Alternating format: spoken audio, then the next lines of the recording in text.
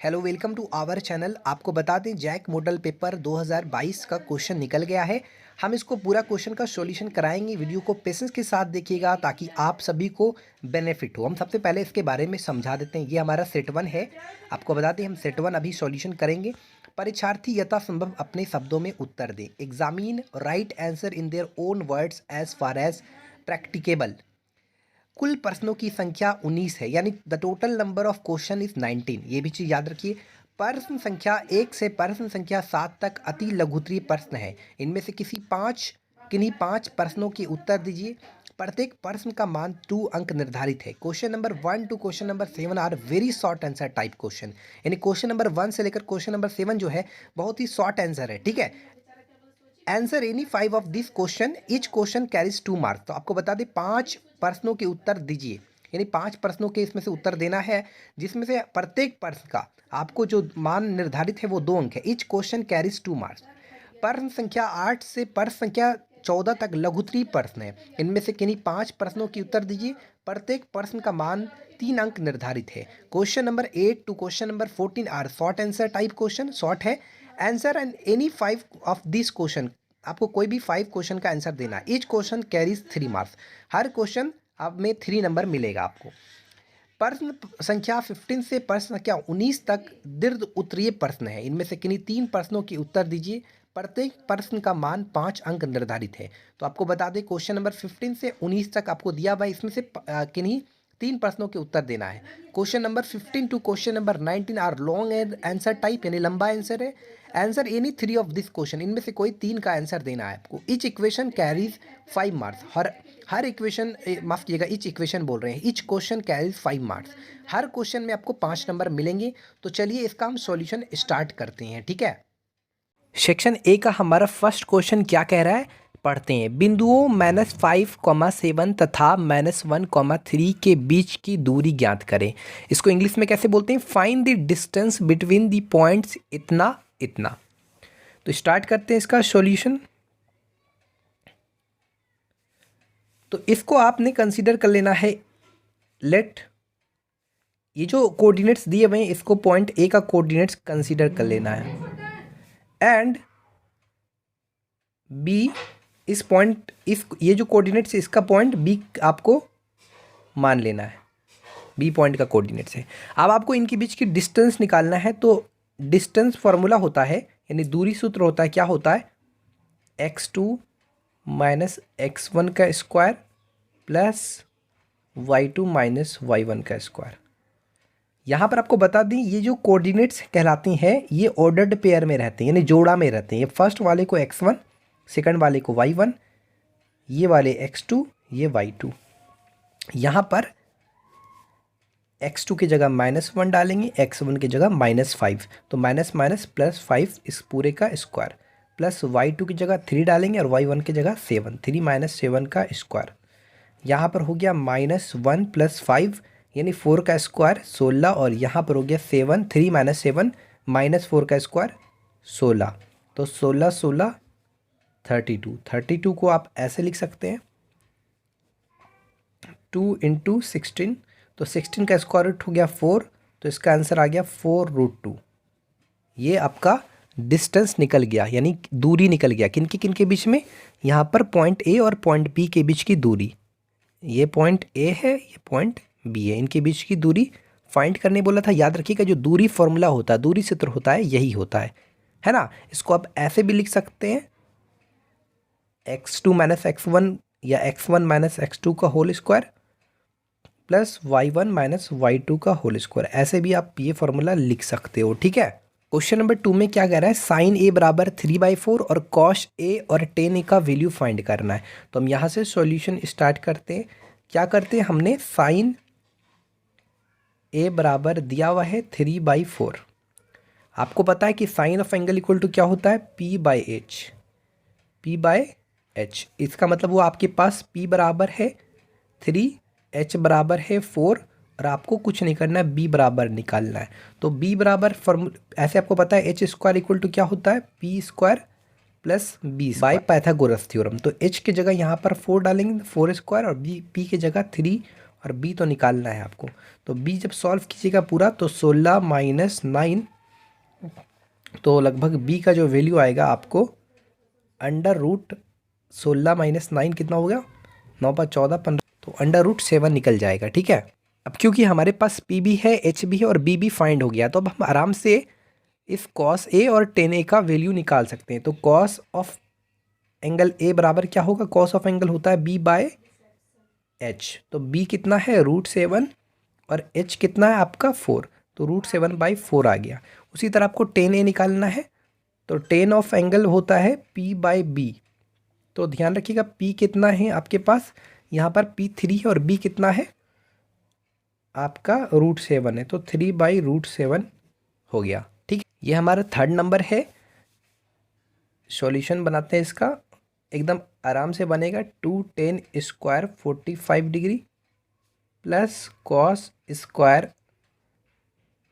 30 degree minus sine square 60 degree. ध्यान रखिएगा यहाँ पर इसको आप ऐसे लिख सकते हैं, 2tan 45 डिग्री इस पूरे का स्क्वायर लिख सकते हैं, कॉस 30 डिग्री इस पूरे का स्क्वायर लिख सकते हैं, माइनस साइन 60 डिग्री इस पूरे का स्क्वायर लिख सकते हैं।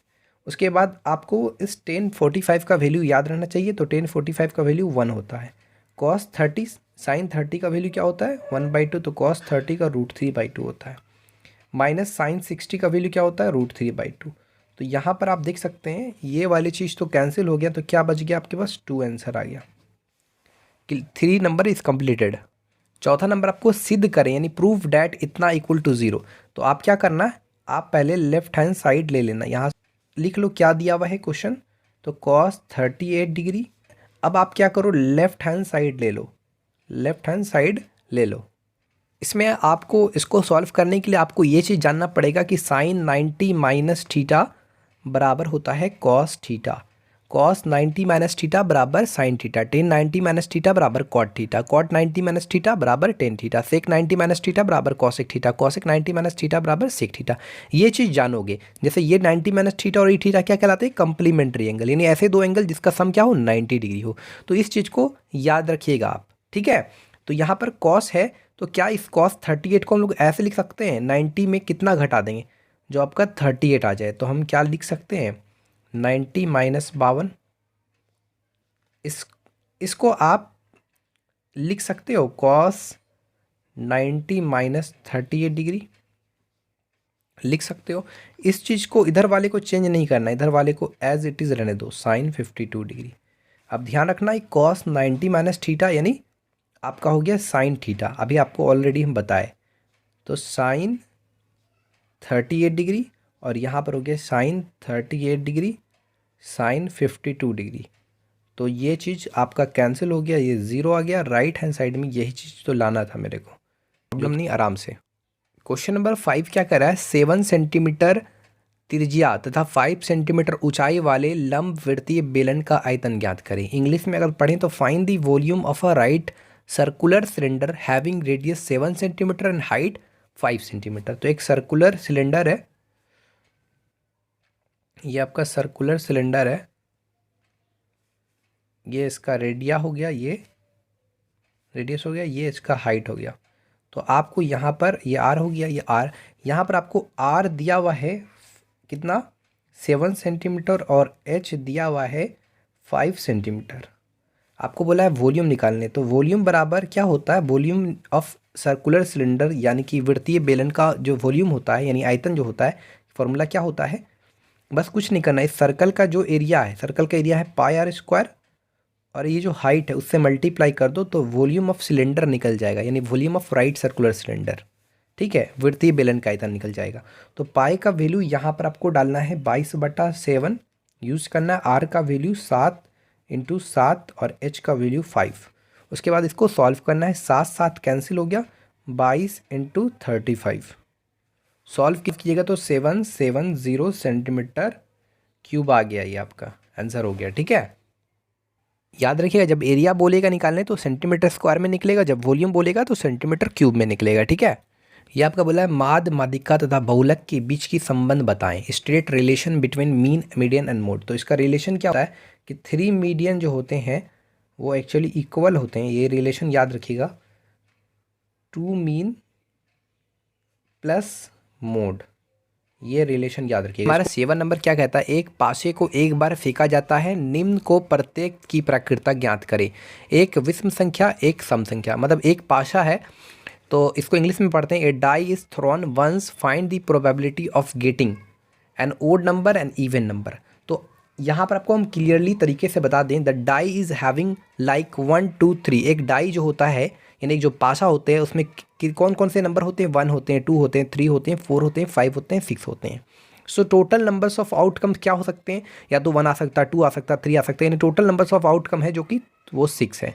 आपको ऐसे प्रोबेबिलिटी निकालने का पता है, प्रोबेबिलिटी निकालना, प्रोबेबिलिटी बराबर होता है, क्या होता है, numbers of favourable outcomes divided by total numbers of outcomes. ये चीज़ तो आपको पता है। तो यहाँ पी निकालना था, प्रोबेबिलिटी निकालना था, ये इवेंट है।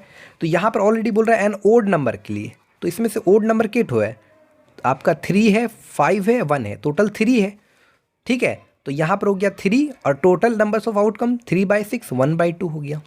अब यहाँ बोला एन इवन नंबर, तो इवन नंबर केट है, इसमें से 4 6 और 2 3 ठो है, तो प्रोबेबिलिटी बराबर क्या हो जाएगा, 3/3 क्या है यहाँ, नंबर ऑफ फेवरेबल आउटकम्स, ठीक है, डिवाइडेड बाय 6, तो 1/2।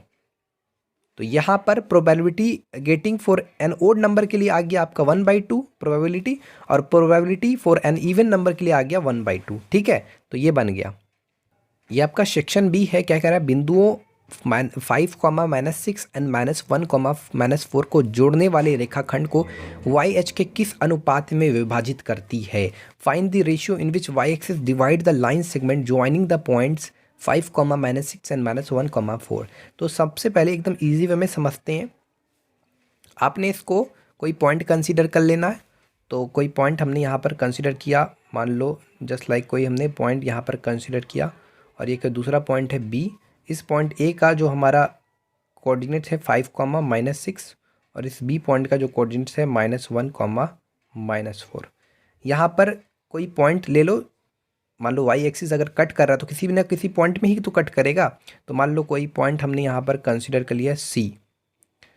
अब इस सी पॉइंट का, अब क्योंकि वाई एक्सिस पर कट कर रहा है तो वाई एक्सिस पर जो एक्स का वैल्यू होता है हमेशा 0 होता है, तो कोऑर्डिनेट्स क्या बनेगा, 0, y।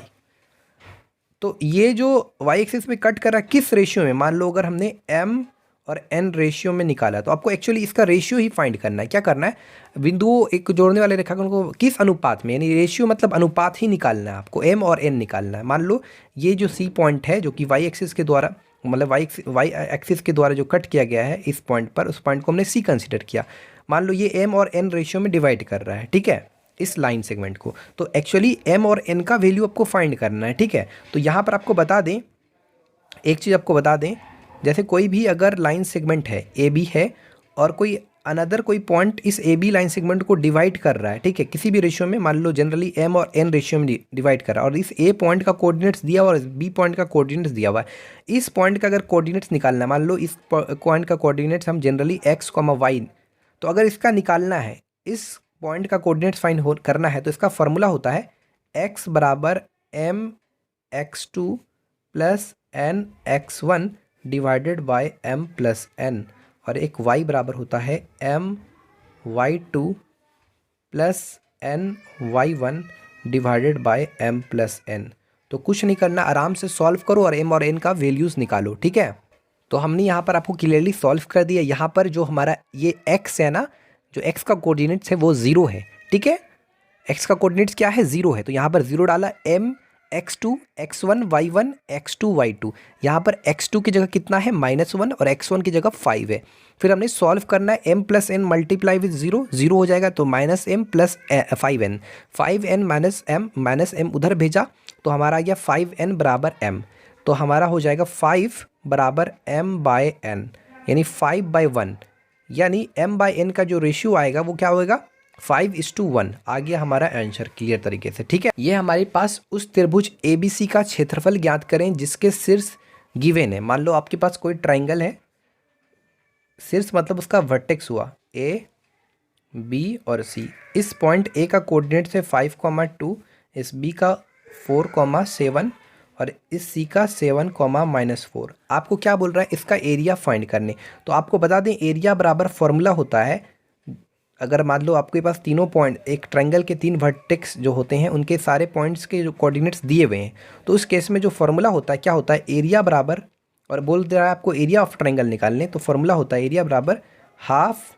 तो इसका फॉर्मूला लिखने का तरीका आपको बता दें, कैसे याद कीजिएगा फॉर्मूला। तो ये ट्रायंगल है तो इसको आपने 1 कंसीडर करना है, इसको इस तरह से, ये आपको ट्रिक बता रहे हैं याद करने का तरीका, फॉर्मूला 3। तो सबसे पहले क्या लिखना है, आप फॉर्मूला बुक में भी होगा x1, यहाँ 1 है ना, x1। अब क्या बचा 2 और 3, तो लिख देना है y2 माइनस y3, फिर प्लस 1 लिख लिए, फिर 2 लिखिएगा, फिर लिखिएगा x2।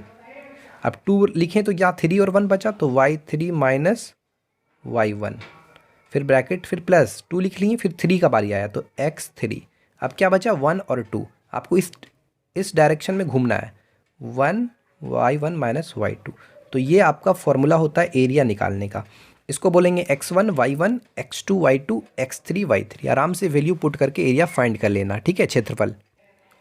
क्वेश्चन नंबर 10 क्या कह रहा है, धरती पर एक मीनार ऊर्ध्वाधर खड़ी है। ऊर्ध्वाधर मतलब क्या है, एक वर्टिकली फॉर्म में खड़ी है। मीनार के पाद बिंदु से 15 मीटर दूर स्थित बिंदु से मीनार की शिखर का उन्नयन कोण 60 डिग्री, मीनार की ऊंचाई ज्ञात करें। यहाँ पर आपको बता दें उन्नयन कोण किसको बोलता है, तो आपको क्लियर तरीके से बता दें। मान लो ये लाइन है एक, कोई कंसिडर कर लिया हमने BP, और ये दूसरी लाइन हमने AB कंसिडर कर लिया। आपको बता दें वहाँ पर AB की जगह कुछ और मान लीजिएगा, ठीक है। पर ऑब्जर्वर है, ऑब्जर्वर मतलब जो यहाँ पर कोई आदमी खड़ा है। अब यहाँ पर जो आदमी खड़ा है क्या देख रहा है, ऊपर वाले इस P पॉइंट पर जो भी आपको ऑब्जेक्ट है उस चीज़ को देख रहा है। तो ये लाइन, और ये यहाँ से खड़ा होकर यहाँ पर आदमी देख रहा है, तो ये जो कहला रहा है इसको बोलता है line of site. Line of site, line of site और ये लाइन सेगमेंट के बीच का जो एंगल बनता है इसी को बोलता है हम लोग क्या बोलते हैं, एंगल ऑफ एलिवेशन, यानी इसको बोलता है उन्नयन कोण। उन्नयन कोण। अब मान लो आदमी यहाँ है, पहले क्या था, ऑब्जर्वर यहाँ था, ऊपर की वस्तु, ऊपर में जो है वस्तु को देख रहा था, ऊपर की जो ऑब्जेक्ट है उसको देख रहा था। अब मान लो आदमी यहाँ है और यहाँ खड़ा होकर नीचे वाली वस्तु को देख रहा है, तो उस केस में ये लाइन और ये लाइन की, ये जो लाइन ऑफ साइट है इसके बीच का जो एंगल ये बनेगा, इसको बोलता है angle of depression. Angle of depression, angle of depression मतलब इसको क्या हो गया, ये उन्नयन कोण, तो ये अवनमन कोण। अवनमन कोण, ये चीज़ जानना बहुत ज़रूरी था, हमने बता दिया आपको। तो अब क्वेश्चन पढ़ते हैं। धरती पर एक मीनार ऊर्ध्वाधर खड़ी है, ये आपका धरती है और ये मीनार इस तरह से खड़ी है ना। उसके बाद कह रहा है मीनार के पाद बिंदु, ये मीनार का पाद बिंदु, ये इसका फुट हो गया।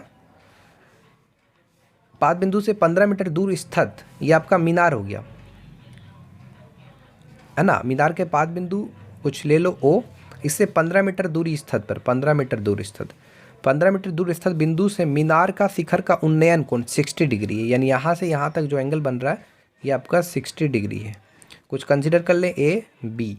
तो यहाँ पर आपको निकालना है मीनार की ऊंचाई ज्ञात करना है, यानी AO निकालना है, ठीक है। तो यहाँ पर आपको पता है ये आपका 60 डिग्री, ये परपेंडिकुलर, ये H हो गया, और ये एंगल है ले रहे हैं आप। तो यहाँ पर क्योंकि मीनार आपको फाइंड करना है, तो और यहाँ पर आपको इसका लेंथ दिया हुआ है B, बेस का लेंथ दिया हुआ है, तो हम क्या करेंगे टेन थीटा का यूज़ करेंगे, टेन 60 डिग्री, क्योंकि हमको पता है tan 60 equal to tan of angle equal to होता है P/B, पता है P/B पता है। P/H नहीं ले सकते क्योंकि H का वैल्यू तो मेरे को पता नहीं, इसका वैल्यू और इसका वैल्यू, ये तो H मतलब हाइपोटेन्यूज।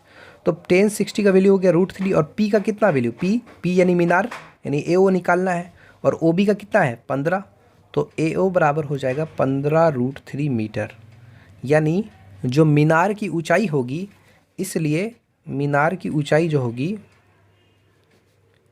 मीनार की ऊंचाई वो आपका 15√3 मीटर होगा। आपको बता दिया हमने 10 ही क्यों, मन में आता है ना कि सर साइन क्यों नहीं लिए, क्योंकि अगर साइन ऑफ थीटा लेते तो p/h होता, जो कि h का मेरे पास लेंथ नहीं पता, मेरे पास इसका लेंथ है, इसका लेंथ है। अब ये 90 डिग्री में गिर रहा है तो इसके सामने वाला ये साइड तो हाइपोटेन्यूज होगा। अब ये एंगल ले रहे हैं तो ये p होगा, ये b होगा। सिंपल वे में बात है ना। क्वेश्चन नंबर 11 अगर देखा जाए तो कह रहा है यदि tan a बराबर cot b हो तो सिद्ध करें कि a plus b equal to 90 degree. तो इसका हम सॉल्यूशन पे आते हैं।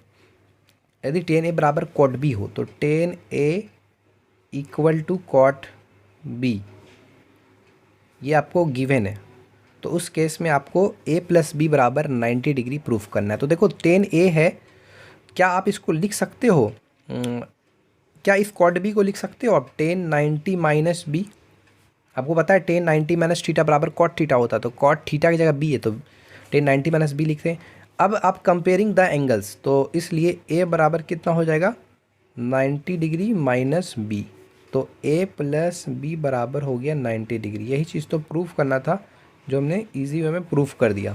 ठीक है, तो अभी तक के लिए हमारे अब हम इसको कंप्लीट करते हैं। अगर वीडियो अच्छी लगी तो चैनल को सब्सक्राइब करें। कुछ क्वेश्चन हमने छोड़ दिए, अगर आप कमेंट करते हो तो उस पर वीडियो बनाएंगे, इसलिए ज़्यादा से ज़्यादा शेयर करें और लाइक करें और कमेंट ज़रूर करें ताकि हम मोटिवेट होकर फिर आप इस टॉपिक पर वीडियो बनाएं। आगे का क्वेश्चन हमने छोड़ दिया है, अगर आप कमेंट करेंगे तो हम ज़रूर क्वेश्चन को बनाएंगे। जिस दिन आप कमेंट कर दोगे उसी दिन क्वेश्चन बना देंगे। ठीक है, thanks for watching this video.